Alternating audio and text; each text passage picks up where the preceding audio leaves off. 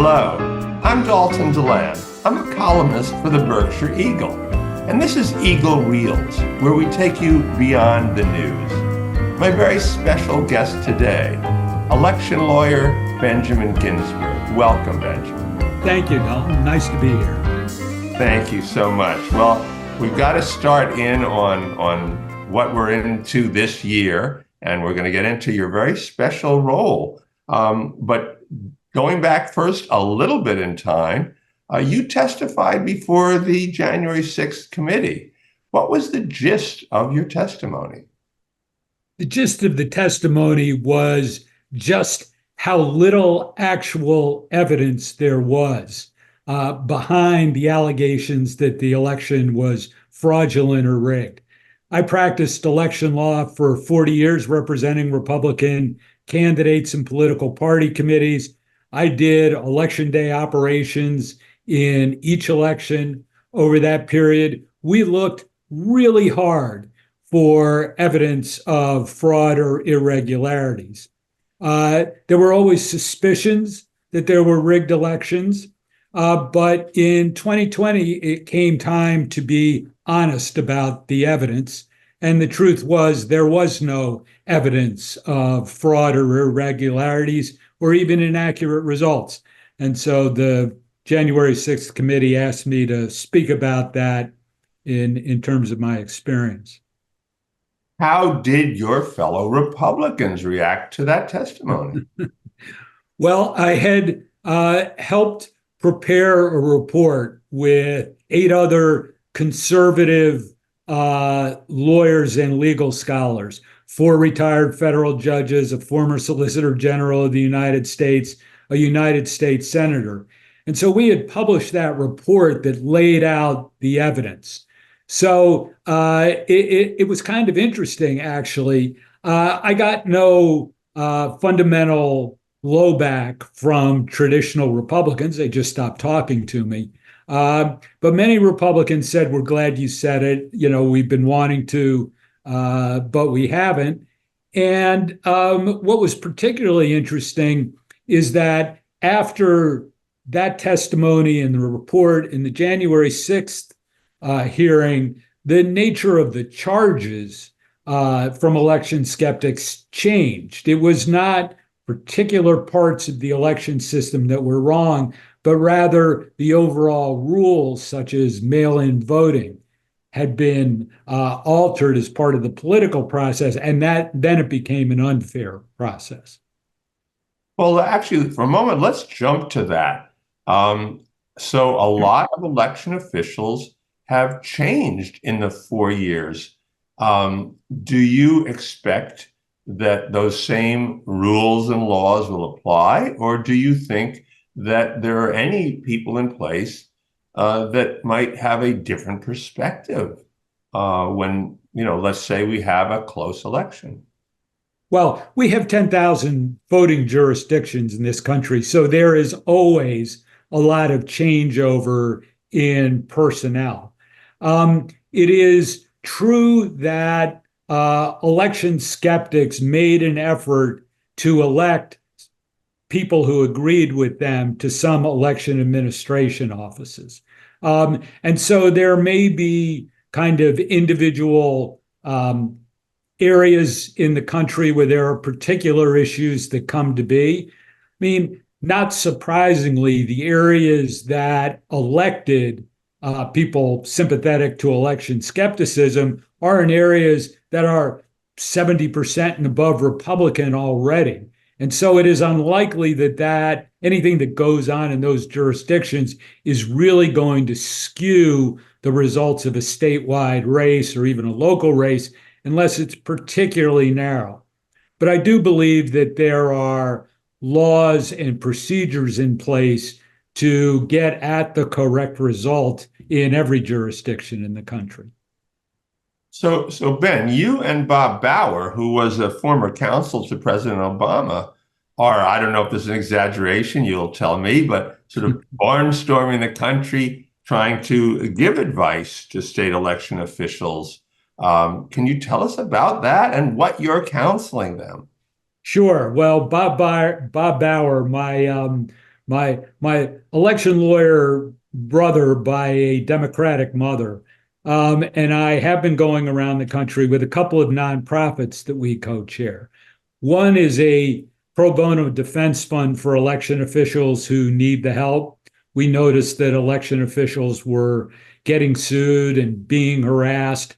And so we have gotten a tremendous outpouring from lawyers around the country to be pro bono references for election officials that need it. The second group, which is really more the barnstorming around the country, is called Pillars of the Community. And Bob and I go into the 6 most contentious election jurisdictions in the country.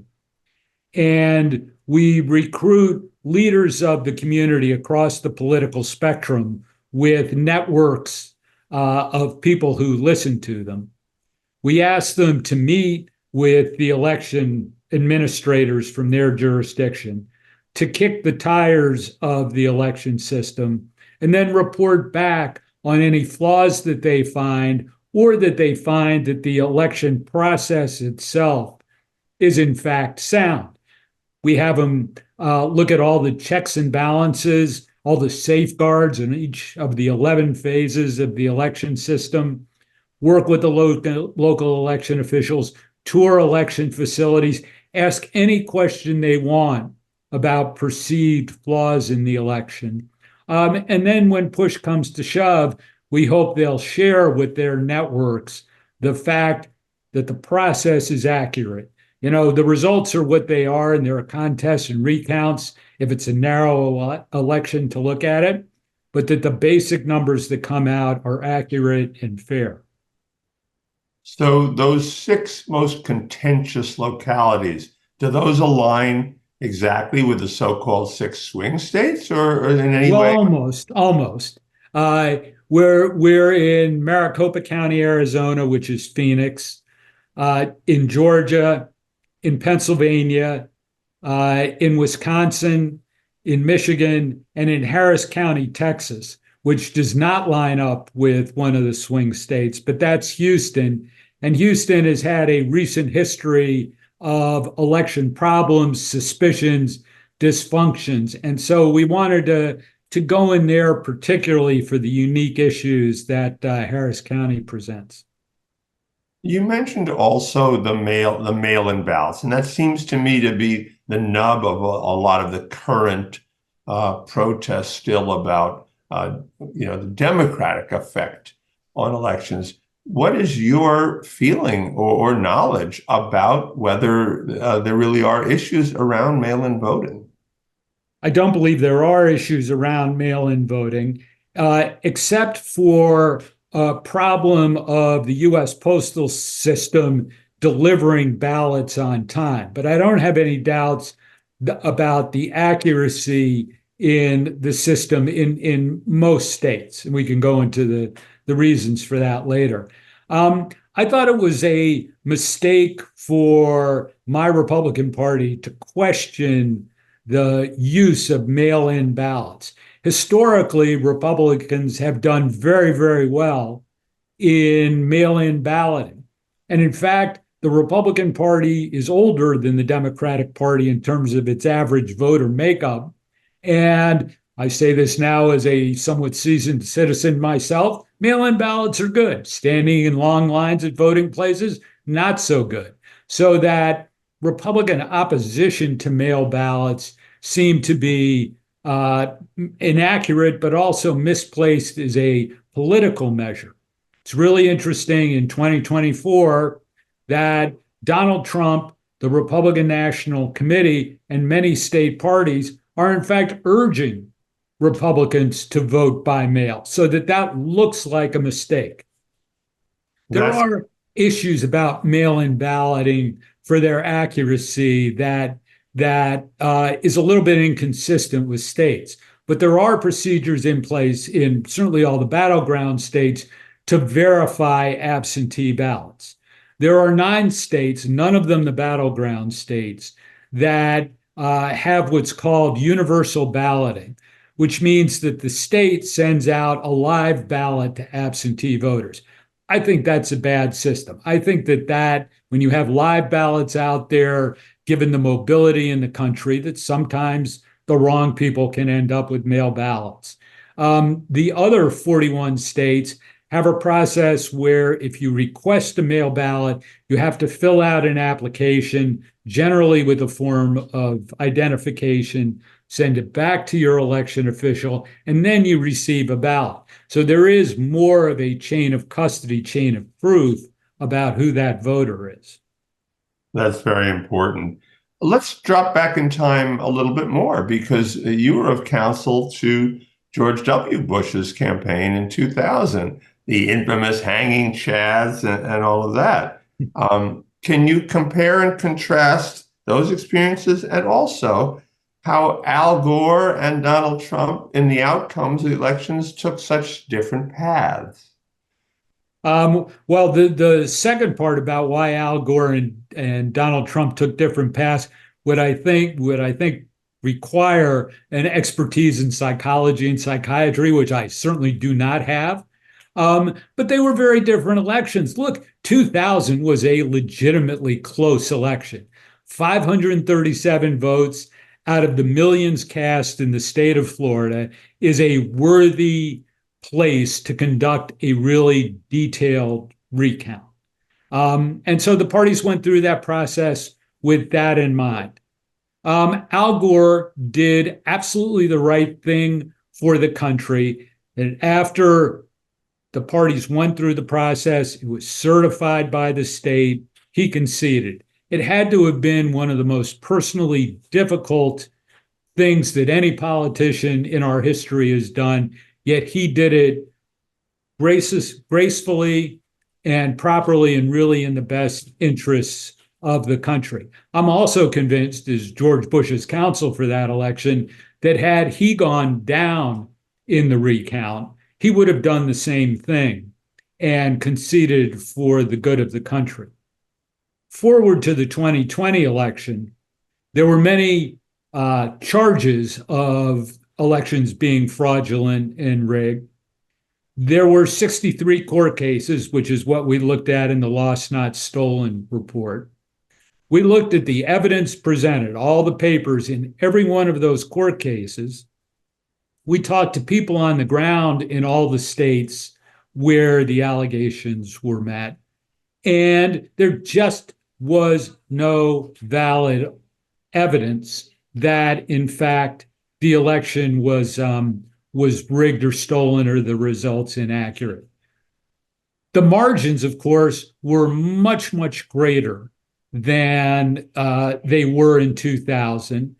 And yet, Donald Trump and his supporters refused to accept the verdict, the decisions of those 63 courts, more than 30 of which went to trial on the merits, and continued to say that our elections were not accurate, which really can cause a loss of confidence among the electorate in our elections, which are the basic institution in the peaceful transfer of power that undergirds everything we do as a country and the way our government works. Thank you. So that's the difference between the two. Yeah. Oh, that's terrific. Now, back in 2020, you had a commentary, an op-ed in the Washington Post, and you wrote that your party was destroying itself on the altar of Trump. Here we are 4 years later. That altar and that King's Chamber seem only even stronger. We've got J.D. Vance instead of Mike Pence. Are things worse now? They're worse in some ways and not worse in others. I think they're better than they were in that election officials are better prepared and have almost uniformly, and especially in the key jurisdictions that we're visiting, made the election process much, much more transparent. In other words, anyone, including people who don't believe in election results, can go in and inspect the election procedures. Election officials are having Ask Me Anything town halls where they will answer all those questions. They are actively recruiting election skeptics to come in and work as poll workers for the elections. So if they see anything, they'll actually be there and can report it. So I think there is more preparation in that case. There was a legal change called the Electoral Count Reform Act that will go to the way the Electoral College operates, that puts in more procedures and shores up some of the weak spots that became evident in 2020. So that part, I think, is better. What I think is more worrisome is that over a third of the country has doubts about the accuracy of the election system. And that's a number that has only increased since January 6, 2021.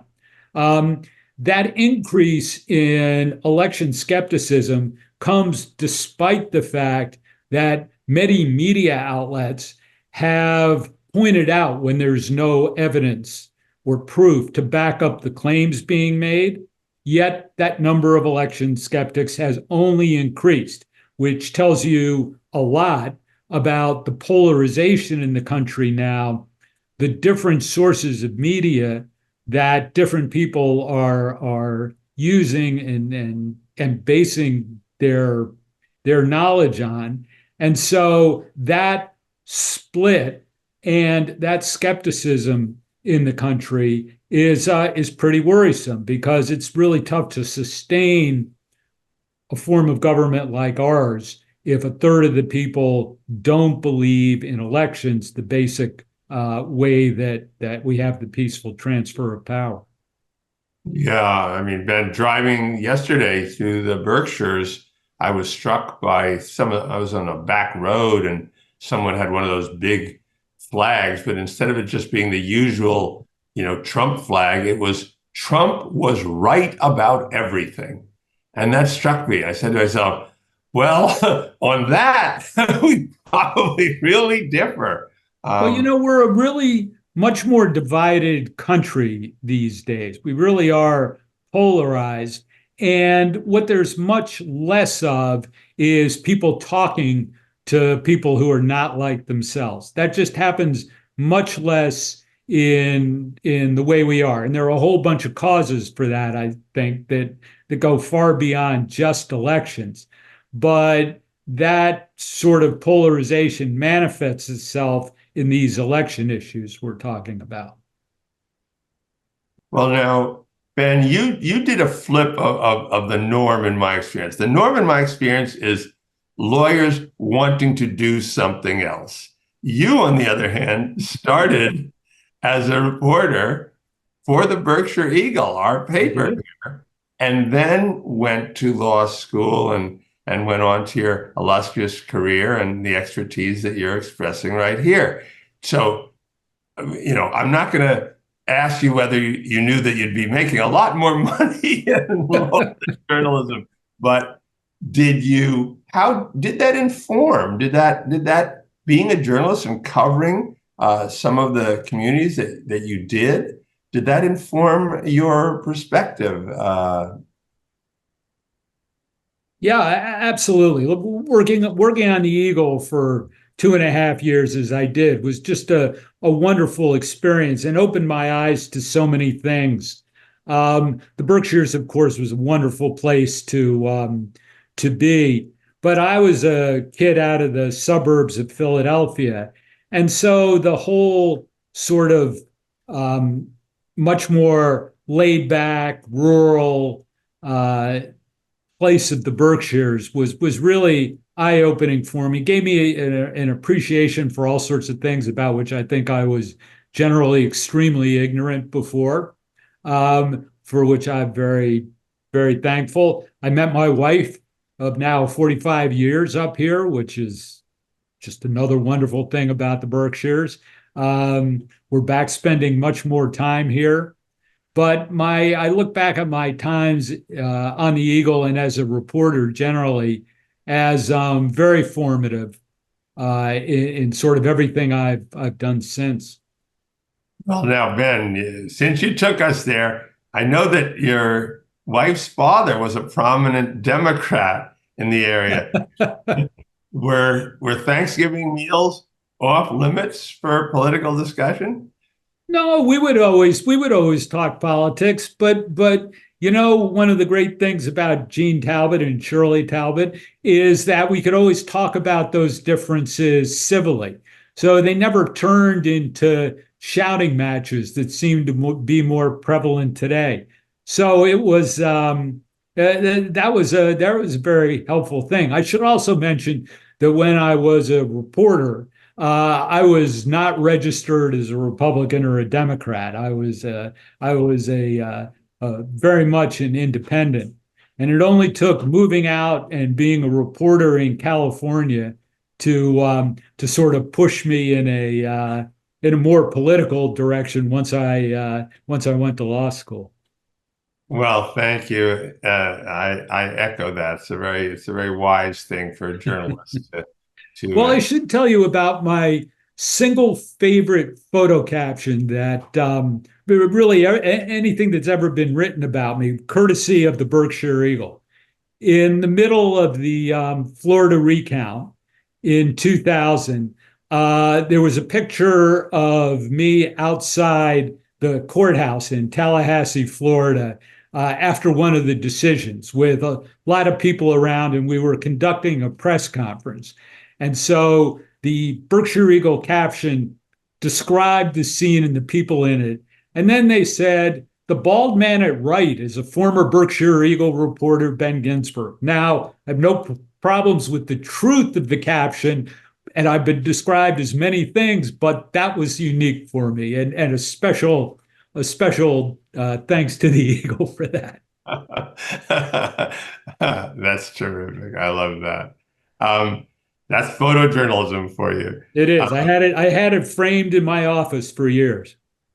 Okay, so the last two questions. First one is, with what you've described, do you think it's more of a cultural divide we'll be facing, or are concerns about a close election in 24 on a real basis of what could happen in law and happen in recounts and in challenges? A lot of my Dem friends, are very concerned. Should we be concerned, or do you feel actually, as you've described, that in some ways things are better and we could have a popular reaction were Trump to lose? But do you feel that there is our government, our way, our whole method of elections, are they going to be further challenged and thrown south, as it were, in 24? Well, I think they stand to be challenged, but I think as in 2020, those basic institutions will hold against unproven allegations about it. I mean, to put it in context, the system has worked for many, many years. There are safeguards in the system where if a candidate believes he or she is wrong, you can do recounts, you can do contests, you can litigate, you can get to the root of the questions, but you have to present proof for it. But to put it in context, before 2020, we had never had a presidential candidate, let alone a sitting president of the United States, say blanketly, and especially before an election, that the results were going to be rigged. That, of course, because he was a popular figure, put a new stress on our election system. I believe that the system will hold because it is solid. But of course, the degree of pressure that will be put on the system depends entirely on how close the election is. It is very, very difficult. In fact, it has never happened that a candidate has made up more than about 1,000 votes in a recount after the hand examination of all the ballots that have been run through the machine. And so if there are elections that are really narrow, then there's going to be a lot of pressure on the system. if the results are such that it's not subject to change in a recount or a contest and there's no evidence for fraud or irregularities, then I think the system will easily survive and things will be peaceful post-election. Yeah, you put that in a great way, and that 1,000 limit, and so hopefully we won't see any more hanging chads. We don't need to see Well, that. we won't see any more hanging chads. They're long gone. So that final question, because you took us there. Any personal interaction with our former president, Donald Trump, of any kind? Well, Why, not not yes or no? not not since I retired in 2020. Before that? Oh yeah, we had crossed paths. Okay. Just in passing. Yeah, yes, just in passing. Met him on a television set for the first time. Okay. Okay. And I hope you acquitted yourself well. I'm sure. We were not on the same panel. All I had to do was shake hands in New Hampshire on the day of the New Hampshire primary in 2016. Thank you. Benjamin Ginsberg is tremendously informative, and in some way, a conversation that it brings me some confidence that we will weather if there's a coming storm. Thank you so much. I hope everyone will go out and work as poll watchers or poll workers and become part of the process, because that's truly important. That's a fantastic request and advice. Viewers, I'm Dalton Delan, a columnist for the Berkshire Eagle, and our special guest today, Benjamin Ginsberg, election lawyer. I've learned a lot. I hope you have too. I'll look forward to seeing you next time on Eagle Reels and in the pages of the Berkshire Eagle. If you are not already a subscriber, please consider becoming one. This is how we do what we're doing and have these sorts of conversations. If you are a subscriber already, thank you very much. See you next time.